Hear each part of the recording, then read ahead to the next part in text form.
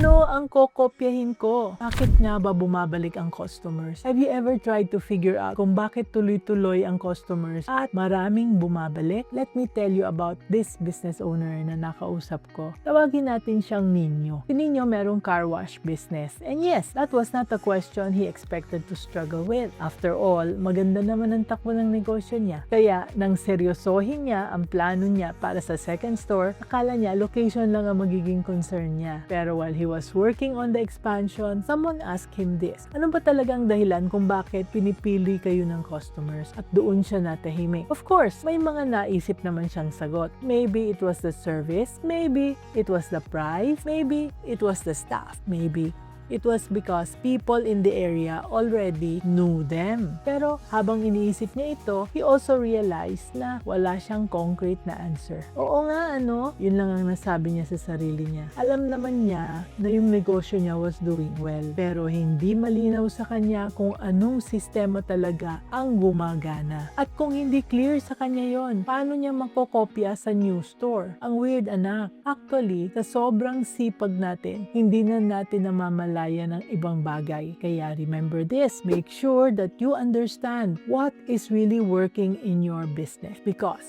if you don't know what's making customers come back, mahirap ulitin ang parehong resulta sa ibang location. So always remember, let's be business-minded Pinoy. Grow your business, Pinoy. Have you been running your business for years but feel like you're going around in circles? Anak, parang stuck ka, scattered, and you're not quite sure where the next right step is and what it is. So Grow Your Business, Pinoy is a book that gives you a clear step-by-step growth roadmap. It's practical, proven, and built for the realities of running a business in the Philippines. Wala nang guessing, wala nang doing everything and going nowhere. Just a clear path forward. Finally, get your copy now, anak. The link is in the comment section.